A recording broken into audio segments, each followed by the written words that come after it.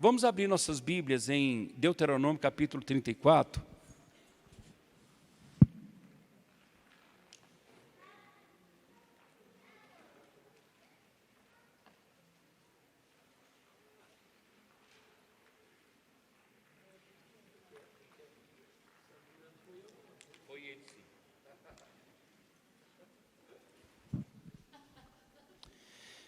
Amém?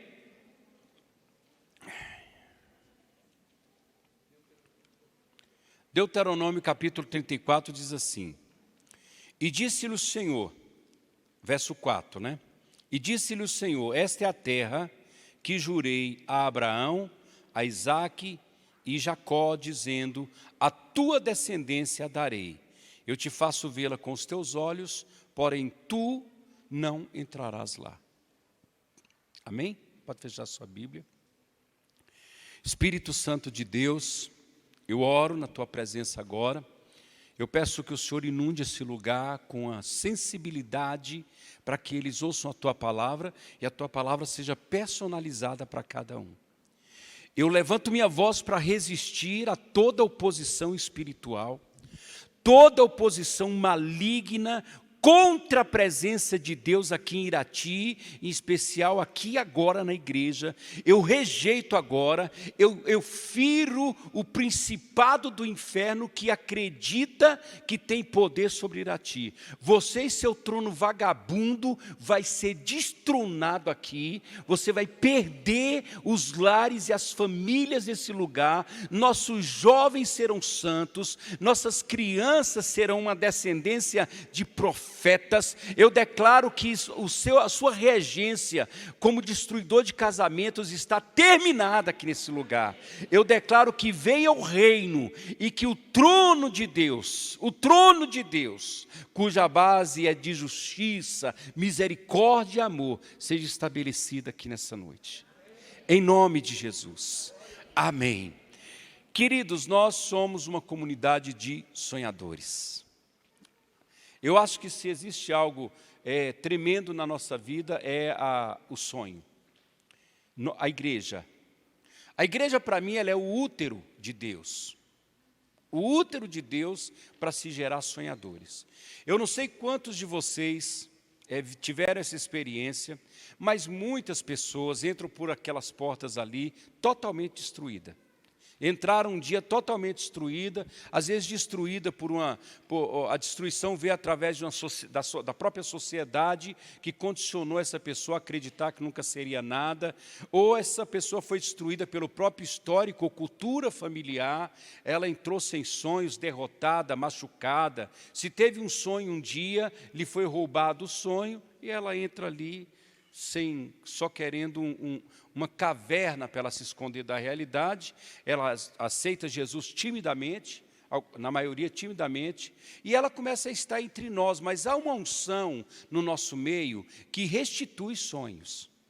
A pessoa começa de repente a cantar nossas músicas, a ouvir nossas pregações, né? Às vezes o pastor diz, olha, abraça essa pessoa que está do seu lado, e aquela pessoa não tem costume de receber abraço, de repente você vai lá, abraça essa pessoa, profetiza a sua vida, declara bênção, e isso vai colocando vida dentro dessa pessoa, vai colocando vida, de repente esse cara se transforma num baita sonhador, e essa menina se transforma numa baita sonhadora, e ela começa de repente a orar, a ansiar, desejar viver o sonho que ela tem, e de repente ela está contaminada pelo vírus que existe no nosso meio, que é o vírus de sonhar, e de jejuar, e de orar para se viver sonhos.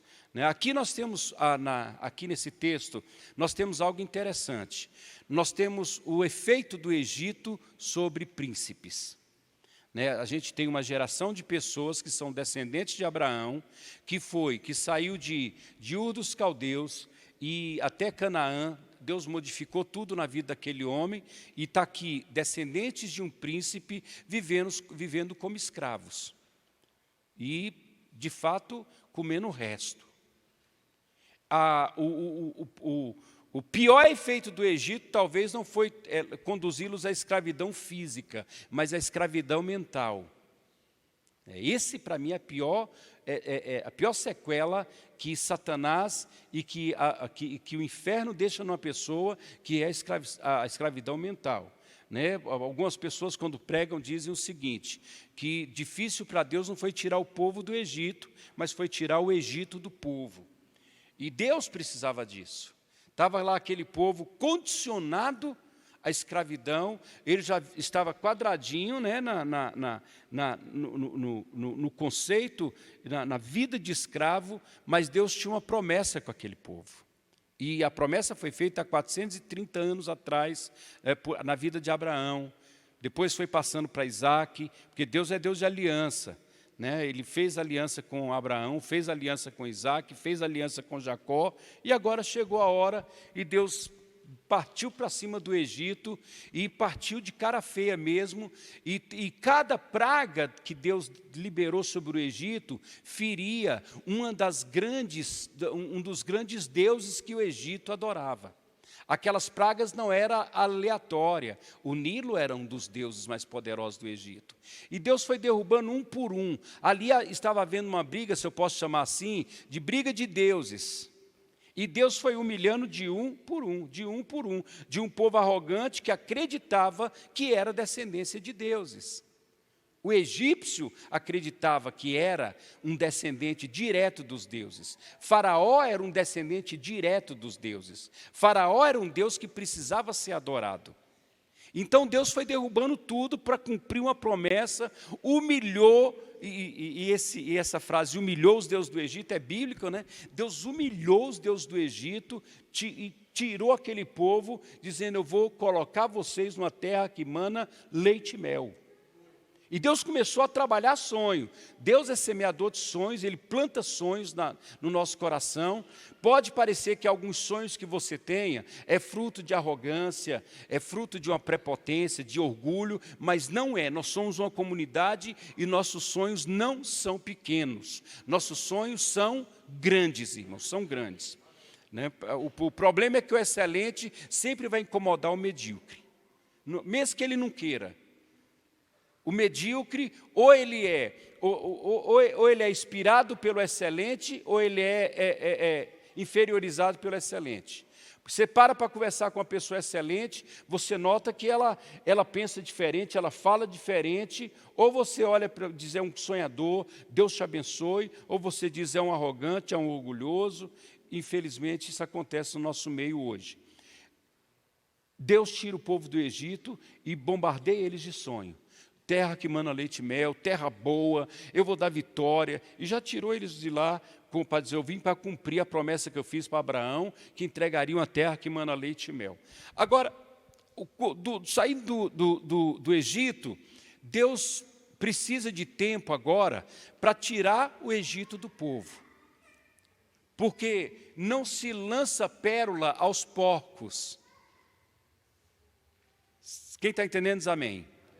Não adianta você dar a terra que mana leite e mel na mão de um povo escravo que não tem excelência, não tem bom gosto. Por quê? Para o medíocre, qualquer coisa está bom.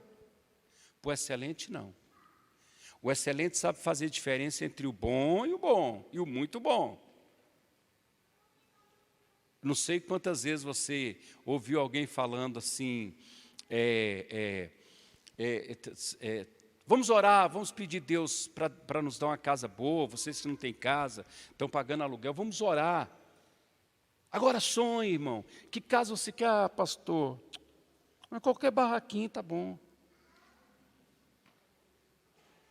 Mas sonha, meu irmão. Não, pastor, vamos orar para Deus te dar um carro?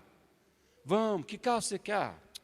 Qualquer Fusquinha 69, 1300L. Tá bom, pastor, tá bom. Por muito tempo, isso está sendo extinto do nosso meio, se confundiu de fato mediocridade com humildade. A mediocridade andou mascarada de humildade no nosso meio por muito tempo, né? O irmãozinho vinha com a roupinha suja para a igreja e quando, não podia se pedir, levanta a mão para adorar do lado dele, que era uma tristeza. Quando ele levantava o braço, Um já caía na unção do lado, por causa do CC desgramado que aquele cara tinha, e o outro já caía do outro lado também na unção, por causa do mau cheiro. E alguém dizia, não, é porque ele é humilde. Não, ele não é humilde, ele é sujo.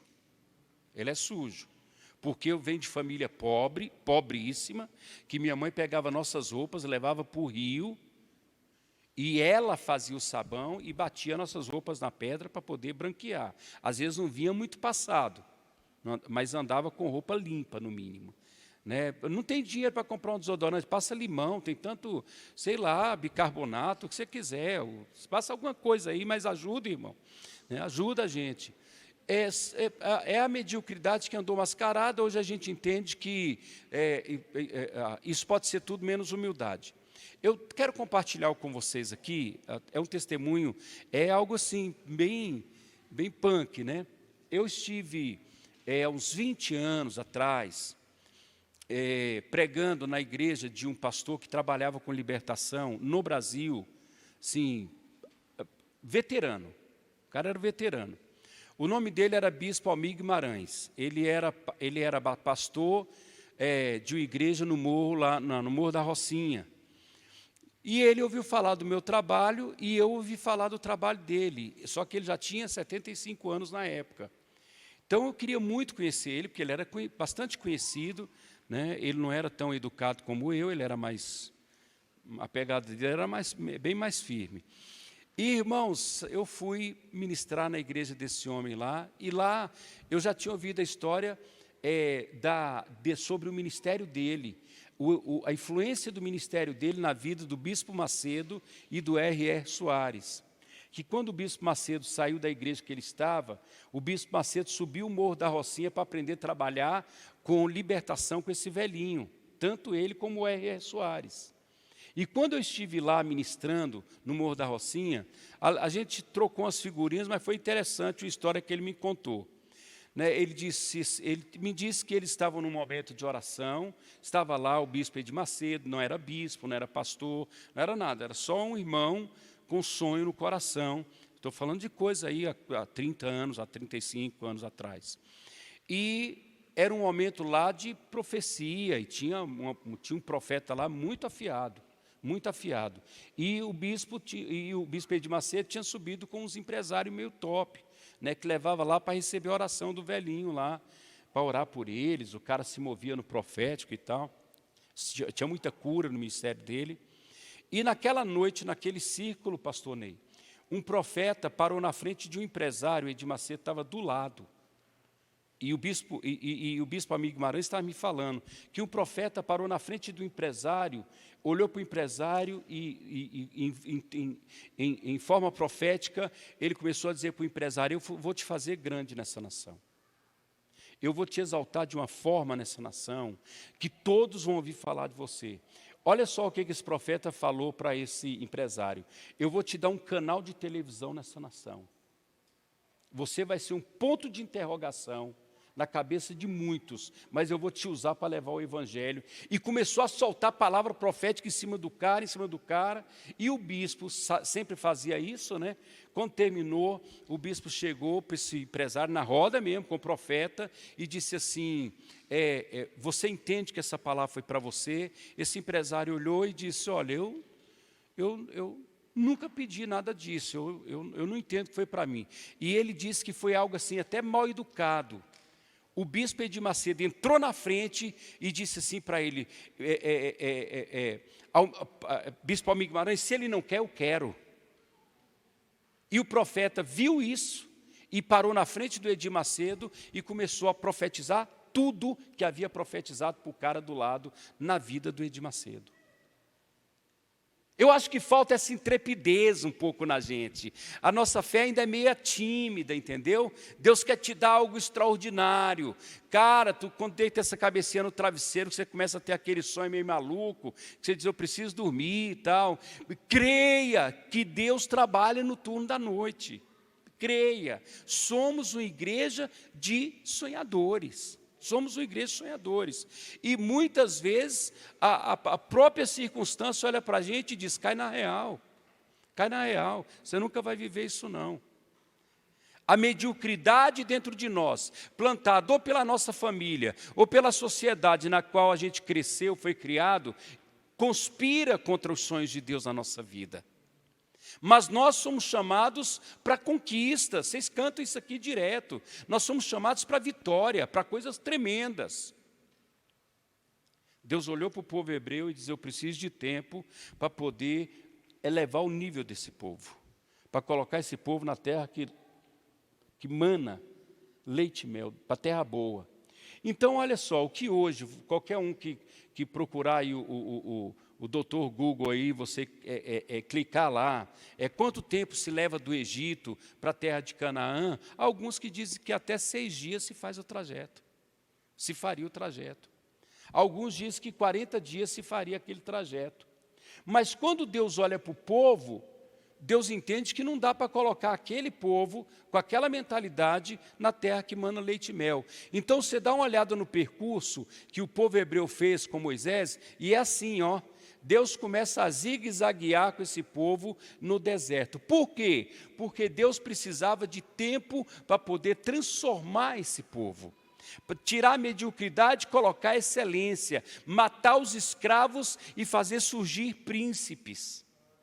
E Deus começa a investir naquele povo, desde a humilhação dos deuses do Egito, em que Deus quebrou todos, destronou todos. Aquele povo, irmãos, viu as águas do Mar Vermelho se abrir. Até hoje você tem aí pessoas tentando explicar de forma natural como que aquelas águas se abriram. Fala, mas não consegue explicar. Ali foi uma ação de Deus sobrenatural, abriu as águas para que o povo hebreu passasse, foi maná do céu, foi carne que veio do céu. Aquela vitória contra os amalequitas foi tremendo, Deus fez o sol parar. Acabou, segura aí, porque meu povo tem que ganhar uma batalha ali embaixo. Então, a demonstração do poder de Deus foi maravilhosa na vida daquele povo. Água da rocha. Foi um investimento. Deus investiu pesado. Não é de uma linguagem coloquial, mas Deus se gastou. Ele investiu tremendamente na vida daquele povo. Aí nós chegamos aqui em Deuteronômio capítulo 34, escuta bem. Já no final de tudo, 40 anos depois, Deus está com esse povo às margens da terra prometida. Deus chama Moisés e diz: sobe ao monte que eu quero te mostrar uma coisa. Olha, ali está ali a divisa, vai até ali a terra que eu prometi, até lá. Você está vendo aquele clarão lá atrás? Ali é o mar Mediterrâneo. Vai até lá a terra que eu prometi. Vê, porém você não vai entrar lá. O que eu quero dizer? Que tem promessas de Deus na sua vida que não vai se cumprir. Por quê? Porque toda promessa de Deus está condicionada a uma atitude sua. Isso é um consenso. Toda promessa de Deus vai estar condicionada a uma atitude sua. Depois de 40 anos investindo, falando, era manifestações de poder sobre os elementos naturais, era investimento pesado. Esse povo chega nas margens do Jordão, irmãos, nas margens do Jordão, quando voltam os espias, olha que negação. E mais uma vez, esse povo, eles liberam uma frase, queridos, que Deus não suportou mais. Vamos levantar um outro líder para voltar com a gente para o Egito. E eles pegaram em pedra para apedrejar Moisés. Deus entrou na hora no meio e Deus disse: basta, chega. E você vai ter uma expressão forte aqui. E a Bíblia diz que Deus, não havendo um nome maior do que o dele para jurar, ele jura pelo próprio nome. Ele diz: eu juro pelo próprio nome, pelo meu nome, que nenhum desses que murmuraram vai entrar na terra que eu prometi.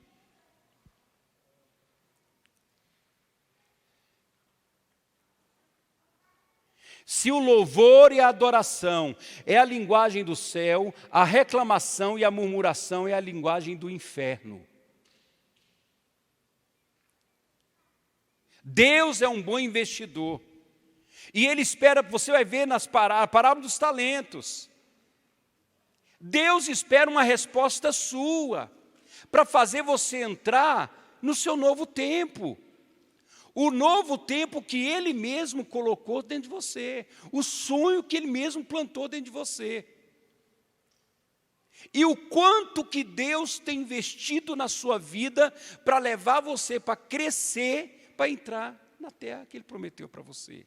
O problema, irmãos, é que tem gente que não responde investimento. Tem gente que não responde. Eu entendo de Deus de uma forma maravilhosa que alcance está para viver um novo tempo. Entendo. Eu estou pregando isso em todos os alcances. Eu estou dizendo, alcance está para entrar numa nova estação. Para os jovens, pregando para a liderança dos jovens, eu disse, a frase que eu usei é, toda nova estação vai ser antecedida por um desafio. E todo desafio vai exigir uma ação. E essa ação vai determinar se você entra na nova estação ou se você fica repetindo a velha estação. E o que eu vejo como pastor são crentes enfadonhos, são crentes também enfadados, porque estão vivendo há muito tempo a mesma estação. Crentes que já tiveram as margens de entrar numa nova estação, mas não reagiram positivamente ao investimento de Deus. Milagres, livramentos, palavras proféticas, sonhos proféticos, livramentos que talvez você não tem nem tempo para contar o quanto Deus já fez por você, investindo na sua vida. Para quê, pastor? Algumas pessoas, para nada. Estão na fé há muito tempo. Mas o apóstolo Paulo reclamando no livro de Hebreus, se é que você acredita que foi ele o escritor de Hebreus, ele diz, eu queria compartilhar com vocês coisas mais sólidas, mas vocês não estão aptos para isso. Vocês são bebês na fé. Agora ele ironiza e diz, pelo tempo que vocês têm de fé, já era para vocês serem doutores. No entanto, vocês são crianças espirituais. Pessoas que foram tiradas do Egito, que estão aqui me ouvindo agora, e que já era para estar vivendo um outro nível de fé, mas ainda continua, não é na infantilidade, mas no infantilismo espiritual. Raquíticos espiritualmente. Não é porque faltou alimento, não é porque faltou investimento de Deus, investimento da comunidade Alcance, investimento do pastor Ney, e foi investido muita coisa. O negócio é que essa pessoa, ela não está respondendo. E eu quero dizer uma coisa para você, é ruim você ver gente que começou com você, rompendo na fé, crescendo na fé, conquistando, sendo abençoado, e você daqui do lado, pô, mas por que está acontecendo com ele e não comigo? Ah, já sei, é porque Deus ama mais ele do que eu. Não, não é. Os dois receberam o mesmo investimento. O problema, queridão, o problema, querida, é que você não está crescendo. Você não está rompendo. E a pergunta nessa noite é quantos aqui vão morrer e não vão ver e viver o sonho que Deus te deu. Ah, pastor, pastor, Deus que sabe. Não, não é Deus que sabe, é você. Ele diz, eu é que sei. Ele diz, eu é que sei que pensamentos eu tenho a vosso respeito. Ele diz, pensamentos de paz. Ele diz, eu tenho pensamentos de dar para vocês o futuro que vocês imaginam. Ah, pastor Getúlio, isso é profeta. Quanto tempo vai durar meu deserto? É você que sabe. Não é nem Deus, nem eu. Porque enquanto você continuar sendo crente, cabeça dura que você está sendo, infantil que você está sendo, é deserto, irmão. E aí você chega aqui e diz, ora por mim, e a gente ora, mas não vai romper, não vai romper.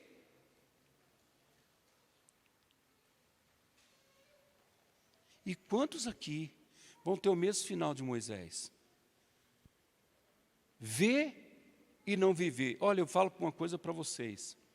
Eu confesso, eu não sei o que é pior. Se é ter um sonho e morrer com esse sonho no deserto, ou se é nunca ter tido um sonho. Porque a promessa que Deus fez para você está aqui. E você está aqui, ó. O que Deus está querendo fazer? Está querendo elevar o seu nível. Subir. Até você chegar no nível da terra que Deus prometeu para você. O negócio é que tem crente que não sai daqui. E aí vai os pastores para a oração, porque eles sentem agonia de que está chegando algo novo. Sente no ar, está acontecendo algo sobrenatural sobre nossa cabeça, a gente está sentindo que vai acontecer algo novo, e ele se move em oração, se move no jejum, e eu quero dizer para você, você vai ficar para trás. E não culpe Deus, Pô, pastor, Deus prometeu para mim aí, já tem 10 anos que Ele prometeu que ia me abençoar muito financeiramente, até hoje nada. Duas coisas, ou você reconhece que você não respondeu positivamente ao trato de Deus, e por isso a promessa não veio, ou você arruma um texto bíblico, e faz seu ninho na derrota. Não, é porque não é tempo de Deus, não é tempo de Deus. O tempo de Deus já veio, já passou por você, irmão. É muito fácil a gente dizer, não, é porque Deus não quis. Que Deus não quis? Ele quer. Ele prometeu, Ele é poderoso para cumprir. Entendam, há um novo tempo vindo. Acorda, há um novo tempo vindo para vocês.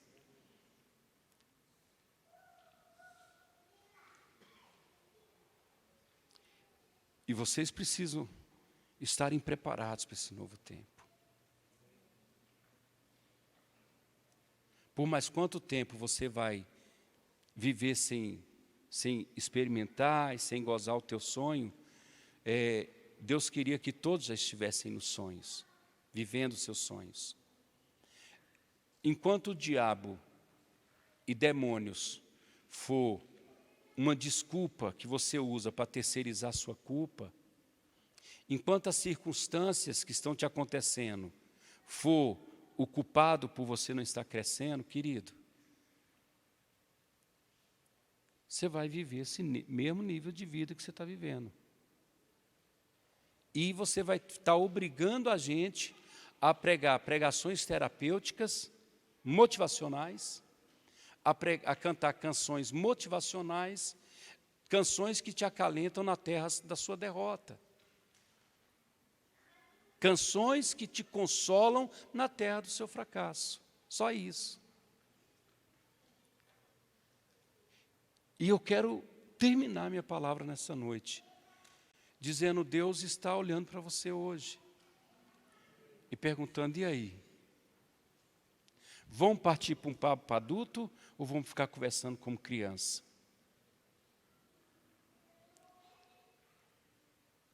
Vai ficar fazendo pirraça? Irmão, Deus não negocia com terrorista, Ele nunca negociou com terrorista.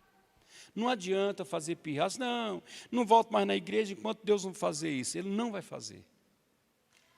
Ele não vai fazer. Está na hora de você crescer. E talvez essa pregação, ela vá ser ouvida pelos meninos e pelos homens. E você tem que definir quem você é, homem ou menino, para entender o que Deus está falando com alcance aqui nessa noite. Deus tem promessas com Irati. Deus tem promessas com essa terra.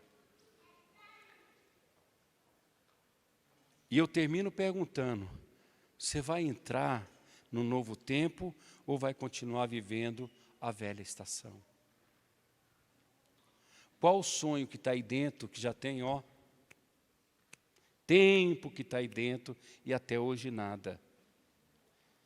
Deus está vindo para fazer muitos aqui viverem o sonho. A pergunta é se você vai ser um deles. Você está segurando em quê para não... Você está culpando quem por não crescer? Seu pai, sua mãe, sua família. Você está culpando quem? Sua infância pobre? Por não crescer? Não, está na hora de você dizer, não, de fato eu não cresci porque eu fui cabeção mesmo. Eu fui cabeção mesmo. Deus não vai desistir de você. Agora o pior é quando você desistir de você. Não deixe para os seus filhos as promessas que Deus fez para você. Que seus filhos vivam as promessas que Deus vai fazer para eles. Amém? Mas mostre para os seus filhos o que é uma pessoa que sabe viver os sonhos de Deus. Vamos ficar de pé.